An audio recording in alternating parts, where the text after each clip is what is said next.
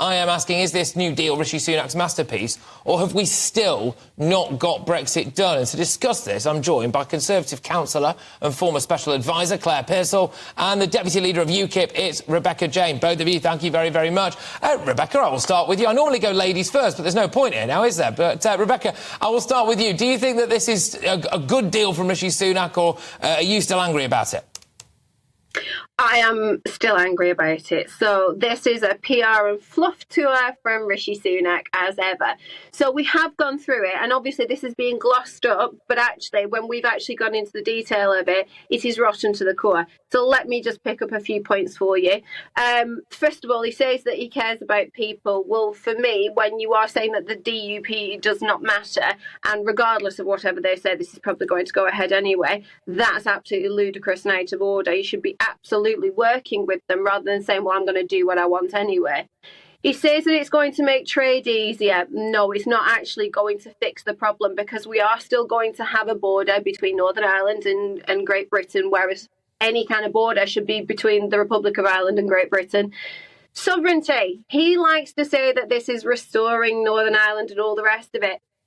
But there's no sovereignty, because EU are still going to have a say over laws.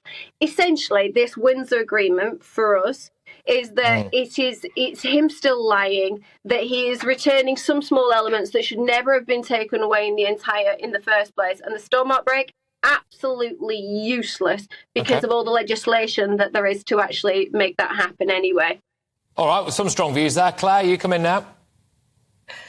And I think this is cause for optimism, if I'm honest. And 1,700 pages of EU laws are going to be scrapped, which means there are only 3% which will still apply to Northern Ireland, which is a huge move forward. We haven't seen this before. So I think that it can be hailed as a success. Rishi Sunak seems to have made the EU take more away than we ever thought it possible to have. I think he's pulled off quite a stunt.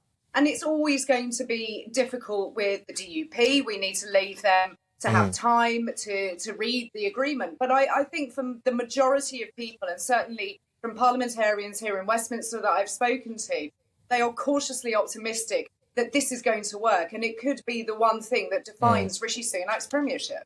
Rebecca, were you a little bit uncomfortable by what a loving it seemed like yesterday? I was always, in a way, slightly reassured, although we were yet to see much of the results of it. But from the clear level of disdain that there appeared to be between Boris Johnson and a lot of people in the EU, part of me quite liked a bit of that, because I thought, OK, we're very much on two different sides, as it were. Whereas with Rishi Sunak, were you a bit concerned by how friendly he appeared to be with Ursula von der Leyen, or not?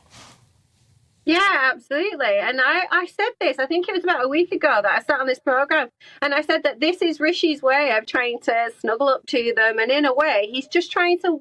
Why on earth are you still trying to work with them when actually our country voted to leave the EU in the entirety? We don't need to be going back begging them to do this and begging them to do that and keeping laws in here and letting them have a say.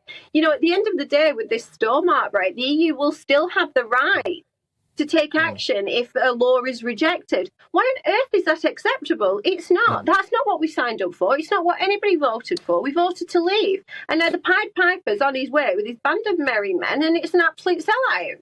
OK, Claire, is there an argument to say that of all of the people who Rishi Sunak should be listening to most about this, it is actually the DUP, and that appears to be the people he is not listening to about this? Yeah, no, I do think you're right on that. The DUP are extremely important in all of this, and it remains to be seen what they're going to take from it. They want to go away and think about it as you naturally would. But I would hope that something like the Stormont break is going to be that will incite them to come back, to get the Assembly up and running, and to give the people of Northern Ireland the assembly that they need. It has not been active since February of 2022, which for a nation is appalling. It doesn't say much for devolution. So I'm hoping that this brings them back in. The Stormont break, I think, is actually a very, very good mechanism for scrapping those EU decisions that they see are not working for the people of Northern Ireland. I think that's a really good thing to have in there, but it does need the DUP to come back, form an assembly and get back to work. Yeah, OK. Now, Rebecca, as well, I just want to ask you, I suppose, what you make of whether or not Rishi Sunak has actually opened the door inadvertently to us rejoining the EU as a whole. He's basically said that Northern Ireland now, with it being essentially in the single market and, of course, having access to both of those markets, that it now is basically the best economic zone in the world, which has led to a lot of Remainers saying, well, why on earth did we leave again? I mean, should he have said that? I know, what an absolute joke. You made himself look like a complete and utter fool.